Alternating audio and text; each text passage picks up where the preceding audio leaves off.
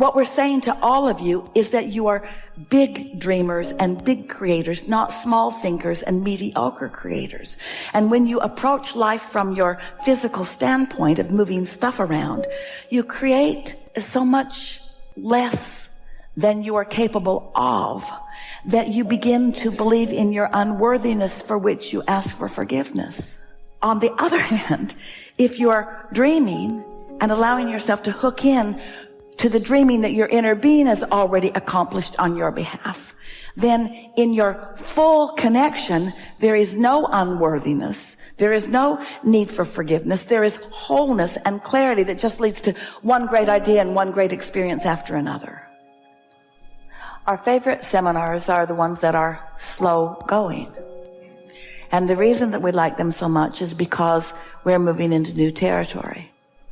And the reason that we're moving into new clarification is because you ask for it. And the reason that you ask for it is because you've been living a sort of feeling that life should be moving faster for you, and that you should be having more fun that you're having, and that it should be easier to understand. You are the creator of your own reality. But if you're like most humans, you've been going about it in a rather physical, conventional way, where you're counting on action, you're counting on effort, you believe in sacrifice and trying hard, and you believe in competition, and you're aware of where you stand in relationships to others, and in all of that, you're doing just fine. Most people who look at you are thinking that you're doing all right, and you've developed some attitudes of feeling proud of yourself, and that's all good. And with all of that said, you are still dreaming far beyond your current ability to reach it. And that is causing discord within you, because you want more than you're letting in. And we can talk all day about applying more action, or about giving something more time, about moving up the emotional scale, about finding processes that make you feel better. We talk a lot, we do talk all day about reaching for the thought that feels the best, because we know that the thought that feels the best is the thought with least resistance, and the thought with least resistance is the thought that has most power. But today, you've moved by the power of your desire into something that we don't encourage very often. We witness it from time to time, and it's what you would call a sort of quantum leap. And a quantum leap happens when there are enough people who are focused upon something that they desire in an atmosphere of lots of non-physical focus, so that there's enough shifting. It's also called a paradigm shift. When there's enough shifting in the energy to make a real difference in the way you stand, so that your point of attraction is shifted enough that you will begin to see results that will make you believe. We would like it if we could offer enough clarity of knowing, and Esther could match up with enough words, and we could reach out into the audience and find enough demonstrators of conversation, that it would be really easy for you to make that shift just based upon what happened today. In other words, wouldn't it be nice if we could just know it so much and speak it so clearly that you could hear it and know it too, and go off and perform the joyous life experience that you want to live? But that's not how it works, because words don't teach. It's only life experience that teaches. And so instead, what we do is offer words, and maybe enough of them that you find resonance with what you've already lived. And then from the conversation that we have, you take away with it a decision that you've never made before. A decision that's a strong enough decision that the decision will stand even in the face of the other things that you're usually living. A decision to reach for a thought, any thought that feels good, and to embrace it long enough that it blooms into something that is more.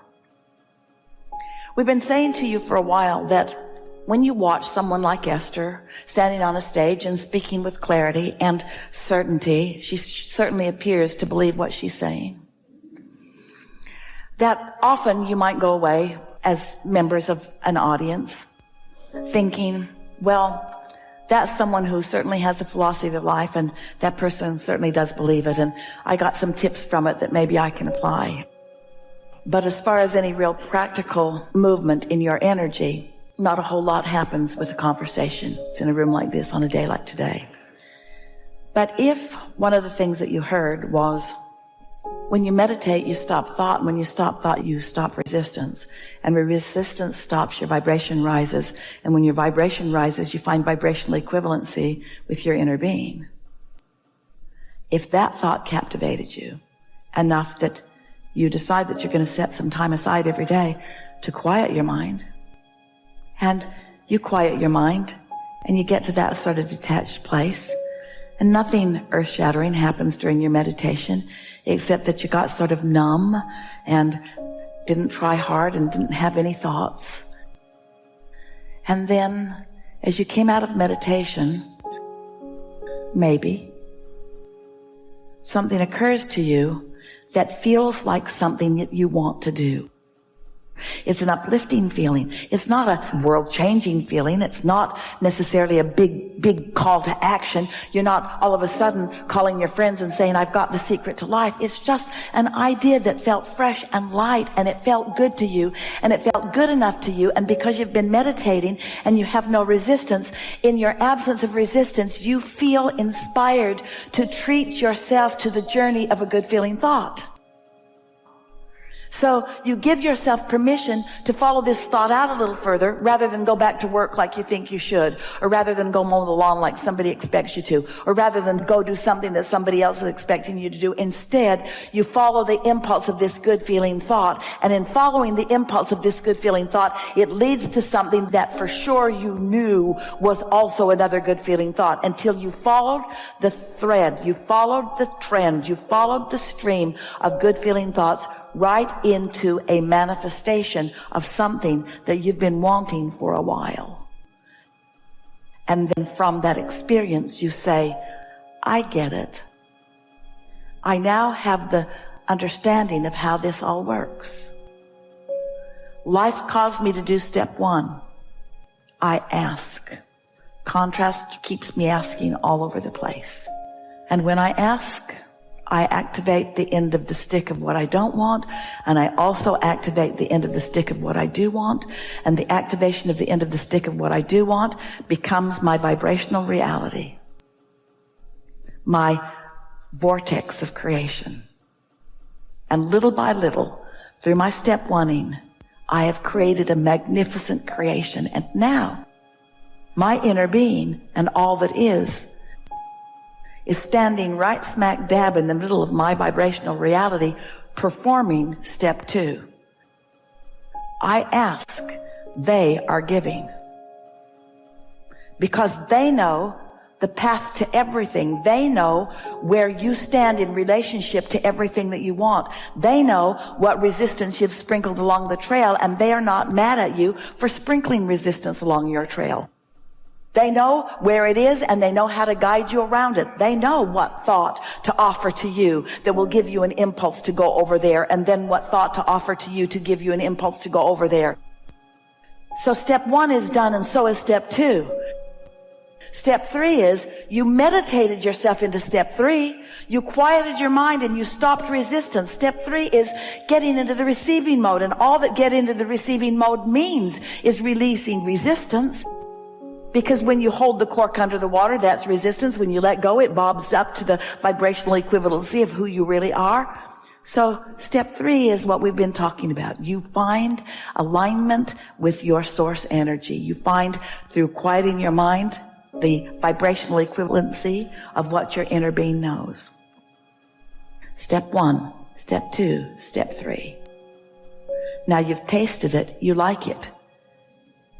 You say out loud to yourself and others, I really like this clear thought I have.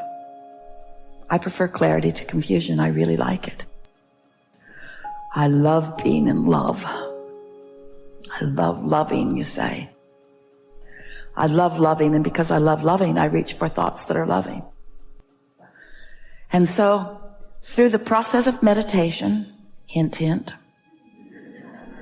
and by looking for positive aspects, and by reaching for the best feeling thoughts that you can find, you practice the vibration of alignment. You practice this end of the stick, and it becomes easier and easier and easier for you until we pronounce you step 4. Step 4 is just really good at step 3. That's all step 4 is. You're really, really, really, really good at being in the state of receiving. And then step 5 is, life comes to you, like our friend said. He's on his way home from a time of alignment. He gets bad news, and it doesn't feel bad. Because it's in perspective. It's because in the step 1 moment that someone else is living, he's already over here on the other end of the stick with his inner being and their inner being. The problem has already created the solution, and you're already in alignment with the solution. You sort of getting the hang of how this works. So if we were standing in your physical shoes and we were coming into conversation with people who haven't been here with you, who are wanting to know where you've been and what it was like, we'd say, it's hard to explain. A lot of it I really didn't understand.